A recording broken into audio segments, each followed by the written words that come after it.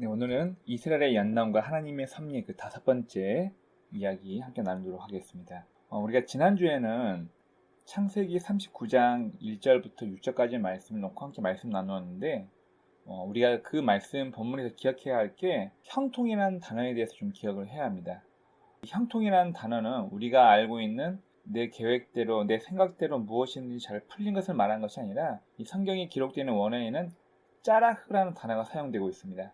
즉 요셉이 하나님이 함께 하셔서 그가 하는 것마다 잘 잘됐다 이렇게 해석할 게 아니라 하나님의 의도대로 하나님의 방법대로 억지로 하나님께서 요셉을 이집트 보디발의 집으로 끌고 가셨다라는 개념을 이해하셔야 합니다. 그리고 요셉은 불신자였던 보디발에게 인정받은 사람이었던 것을 우리는 기억해야 합니다. 마지막으로 요셉은 모든 일에 성실하고 최선을 다했다는 것을 우리가 지난주 말씀 통해서 함께 나누었습니다. 오늘 우리가 함께 읽었던 말씀 7절부터 9절까지 말씀에 보면 요셉의 고백에 대해서 우리가 좀 집중할 필요가 있습니다. 보디발의 아내가 요셉을 유혹했을 때 요셉은 내가 어찌 하나님 앞에 이 큰 죄를 득죄하리요 코람되어 하나님 앞에서 내가 죄를 지을 수 없다라고 요셉은 고백합니다. 그리고 이거를 읽지 않았지만 본문 10절부터 18절 말씀 보면 자신의 정결을 지켰던 요셉에게 보디발의 아내는 누명을 씌워서 그가 억울하게 죄를 뒤집어 쓰게 됩니다. 결국 19절부터 23절 말씀 보면 요셉은 감옥으로 그의 위치가 바뀌게 됩니다. 감옥의 수감자가 되는 신세가 되어버립니다. 여러분, 근데 이 본문 말씀에서 우리가 좀 생각해 볼 게 있습니다. 여러분, 고대의 근동에서 가장 피임이 발달한 나라, 그것은 바로 이집트입니다. 이집트 귀족과 이집트 왕족은 근친혼입니다. 그리고 이들은 남자아이를 낳을 때까지만 아이를 낳고 남자아이가 태어나면 그 이후로는 무조건 피임을 하여 아이를 낳지 않습니다. 예를 들어서 한 가정에 여자 딸이 둘이고 남자아이가 한 명이라면 이 남자아이는 무조건 셋째입니다. 이집트 왕도 마찬가지고 이집트 귀족들은 대부분 근친혼입니다. 보통 집안에 막내 남자아이가 있으면 이 남자아이가 누나 중에 한 명을 선택하여서 자기 아내로 선택하여 결혼을 합니다. 그래서 이집트에서 발견된 왕들, 피라미드에서 발견된 미라들이라든지 또 귀족들의 미라를 살펴보면 대부분 근신혼 때문에 가족 간의 결혼 문화 때문에 이들에게는 열성 유전자가 항상 되물림되었고 이들의 몸에는 크고 작은 병이 항상 있었던 것을 과학자들이 증명한 게 있습니다. 즉 피임이 가장 발달한 나라가 이집트였고 또 뿐만 아니라 이 당시의 노예는 주인의 성적인 장난감이었습니다.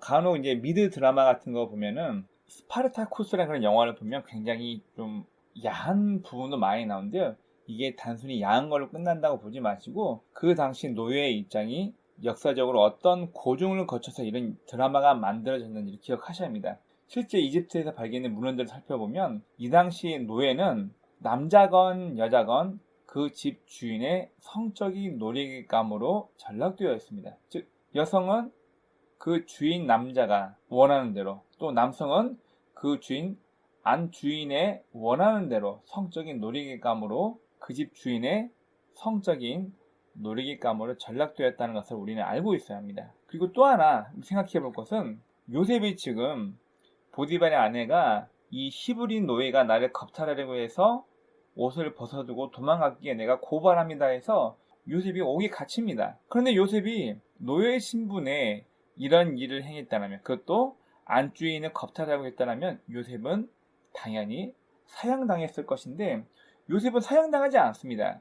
그리고 이 다음 장 3절을 보면 보디발의 집 안에 있는 감옥에서 보디발의 부탁을 받고 다른 옥에 갇힌 사람들을 수용드는 일을 했다고 성경은 이야기하고 있습니다. 여러분 그러면 요셉이 죄를 지어서 옥에 갔다는 이야기가 아니라 보디발은 요셉의 삶을 지켜봤기 때문에 요셉이 그럴 만한 행동을 하지 않았다는 것을 알고 있었지만 그의 아내의 고발 때문에 어쩔 수 없이 요셉이 일하고 있는 그의 위치를 감옥을 담당하는 감옥에서 수용되는 사람으로 요셉의 일하는 위치를 바꿔주었다라고 우리가 해석을 해야지 요셉이 그냥 억울하게 누명을 써서 감옥에 갇히게만 했다라고 보시면 안 됩니다. 요셉이 정말로 큰 죄를 지어서 감옥에 갔다라면 요셉의 지은 죄는 노예로서 당연히 사형에 해당하지만 요셉은 사형당하지 않고 감옥에서 그리고 하나님의 인도하심, 하나님께서 억지로 보디발의 집에 있는 감옥 안에서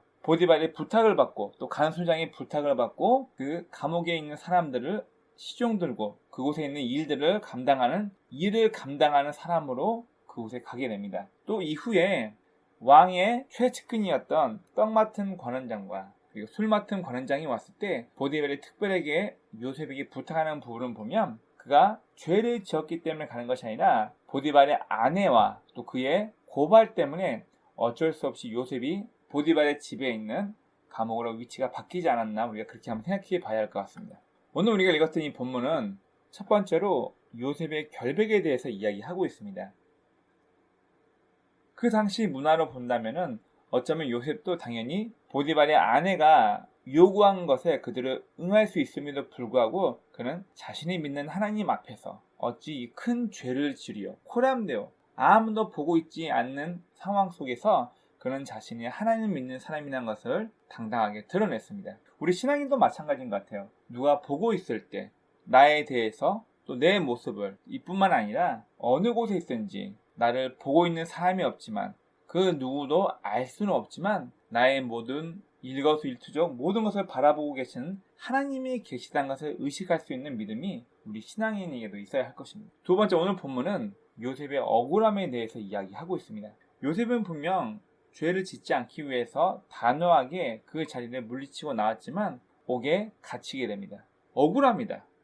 요셉은 죄 지은 게 없는데. 하지만 오늘 본문은 이것까지도 하나님께서 요셉을 인도하셔서 요셉이 차후 파라오 왕 앞에 서기 위한 준비를 하기 위해서 요셉을 정치범이 수용되는 보디발의 집에 정치범이 수용되는 감옥에서 일하는 곳으로 그의 위치를 바꿔주십니다. 어쩌면 참 요셉의 인생을 살펴보면 억울하죠. 그의 형들에게 팔려서 다른 나라 노예로 끌려오고 또 그곳에서 몇 년간 열심히 일했는데 안 주인에게 잘못 보여서 오히려 누명을 쓰기까지 합니다. 여러분, 우리 성도들은 이런 역경을 대할 때 우리는 어떤 자세를 취해야 할까요? 제일 먼저는 내가 그 일을 해결할 수 없다면 받아들이는 것입니다. 군대 갔다 온 남자분들은 이 이야기 많이 알고 계실 것입니다. 피할 수 없다면 즐겨라. 요셉이 피할 수 있고 이 문제를 다시 뒤집어 엎어서 원래대로 해결할 수 있다면 좋겠지만 그것이 안 된다면 자신의 시분과 처지를 받아들이는 것입니다. 우리 성도도 마찬가지예요. 우리가 원치 않은 어떤 사건들 또 원치 않는 어떤 인간관계 갈등이 생겼을 때 우리가 모든 힘을 다해서 그것을 해결할 수 있다면 최선을 다하겠지만 그것이 아니라면 우리는 그 상황과 그 환경을 받아들이고 그렇다면 나는 하나님 믿는 사람이기 때문에 성도로서 나는 이 부분을 받아들이고 어떻게 살아갈 것인가에 대해서 결단해야 합니다. 그리고 최선을 다해야겠죠. 최선을 다하지도 않으면서 하나님 나 이 문제 해결해 주세요. 나는 아무 노력도 하지 않으면서 하나님 이 부분 도와주세요. 우리 성도는 이런 자세가 별로 좋지 않은 것 같습니다. 어떤 일화가 있습니다. 어떤 교회에서 다음날 주일에 단체로 야외 소풍을 가서 예배드리기로 한 그런 날이었던 것 같아요. 그런데 일기예보를 보니까 주일날 오전부터 비가 온다고 해서 야외 예배가 취소 위기가 있었습니다. 가족들은 다 같이 비가 오지 않게 해달라고 기도했고 다음날 아침이 되었을 때 엄마 아빠는 본인은 비가 오지 않게 해달라고 하나님 우리 교회 야유 예배에 가니까 비가 오지 않게 해주세요라고 기도했지만 엄마 아빠는 나갈 때 이미 손에 우산을 들고 갑니다. 그런데 이 모습을 봤던 그 집의 어린 아이가 이렇게 얘기합니다. 엄마 아빠 왜 우산 들고 가요? 비 오지 않게 해달라고 하나님 앞에 기도했으면 우산 놓고 가야 하는 게 아닌가요?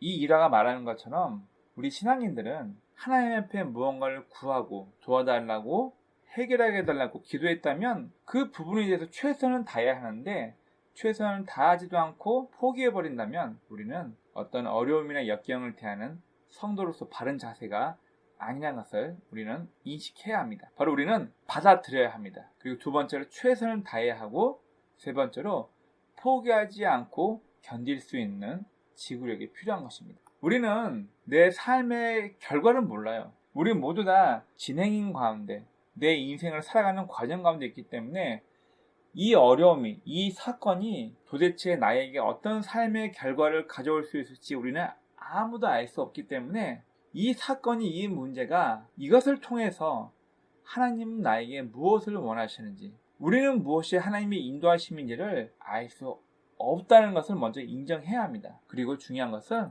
내 스스로에게 부끄럽지 않도록 하루하루 최선을 다하는 삶, 후회 없는 삶을 사는 것이 우리 성도에게는 가장 중요합니다. 우리는 마치 흑백 논리처럼 어떤 일이 잘 되면 하나님께서 나를 축복하신 것이고, 어떤 일이 잘 되지 않고 어그러지면 하나님께서 왜 나를 축복하지 않으시지? 왜 나를 막으시지?